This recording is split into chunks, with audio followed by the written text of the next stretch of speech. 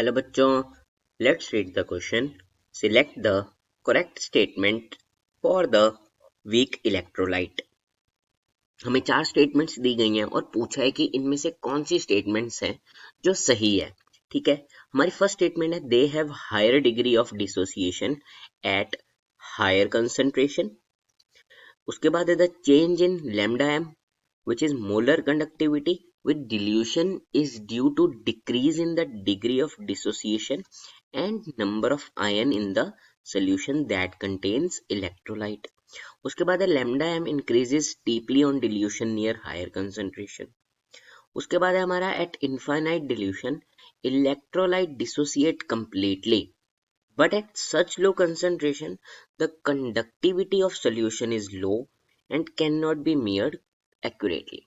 तो देखो, हमारे को वीक इलेक्ट्रोलाइट के कुछ स्टेटमेंट्स दी गई हैं, जिसमें पहली स्टेटमेंट में बोल रहा है कि उसकी डिग्री ऑफ जो डिसोसिएशन होता है वो हायर होती है हायर कंसंट्रेशंस पे। उसके बाद कह रहा है कि जो लैम्डा एम है वो डिल्यूशन के साथ डिक्रीज इसलिए करता है कि उसकी जो डिग्री ऑफ डिसोसिएशन है वो कम हो जाती है या फिर नंबर ऑफ आयंस है वो बढ़ जाते हैं। ठीक है, उसके बाद हमारे को पूछ रहा है कि lambda M increase steeply on dilution near high concentration. मतलब जो लैम्डा एम है वो इंक्रीज करता है डिल्यूशन जब हम करते हैं उसमें एट नियर हायर कंसंट्रेशंस। उसके बाद at infinite dilution electrolyte dissociate completely. मतलब एक जब इनफाइनाइट डिल्यूशन होगी कि उसके बाद हम उसको डिल्यूट करते ही जा रहे हैं, तो एक ऐसा पॉइंट आ गया इनफाइनाइट डिल्यूशन होगी, तो इलेक्ट्रोलाइट जब डिसोसिएट हो गए कंप्लीटली, तो at such low concentration conductivity of solution low हो जाएगी and can not be measured accurately. तो क्या ऐसा है? तो हम पहले पॉइंट से शुरू करते हैं। फर्स्ट हमारा की कॉन्सेप्ट क्या है? तो देखो, जो इस क्वेश्चन के की कॉन्सेप्ट है वो हम उसके साथ ही देखेंगे हर एक स्टेटमेंट के साथ। तो देखो, सबसे पहले हमें क्या पता होना चाहिए कि जो वीक इलेक्ट्रोलाइट्स है ना, उनकी जो डिग्री ऑफ डिसोसिएशन होती है हायर कंसंट्रेशन पे लोअर होती है। मतलब हायर नहीं होती, क्या होती है? लोअर होती है। तो इसका मतलब हमारी ये स्टेटमेंट गलत हो जाती है। उसके बाद हमारा आता है कि change in lambda M with dilution is due to decrease in degree of dissociation. पर नहीं, डिक्रीज से नहीं होता। जब हमारी डिग्री ऑफ डिसोसिएशन इंक्रीज करती है उस टाइम हमारा जो लैम्डा एम है वो चेंज करता है।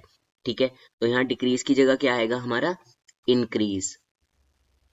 ठीक है, उसके बाद जो हमारी थर्ड स्टेटमेंट है वो क्या कहती है कि lambda M increase steeply on dilution near higher concentration. तो ये बिल्कुल सही बात है। ठीक है, पहली दो स्टेटमेंट हमारी गलत है, थर्ड स्टेटमेंट हमारी सही हो जाती है। और फोर्थ स्टेटमेंट है कि एट इनफाइनाइट डिल्यूशन, मतलब इनफाइनाइट डिल्यूशन जब हो जाएगी तो क्या होगा? इलेक्ट्रोलाइट कंप्लीटली डिसोसिएट हो जाएंगे। तो ऐसे लो कंसंट्रेशन जब हो जाएगी तो कंडक्टिविटी सोल्यूशन की लो हो जाएगी और उसको मेजर नहीं किया जाएगा।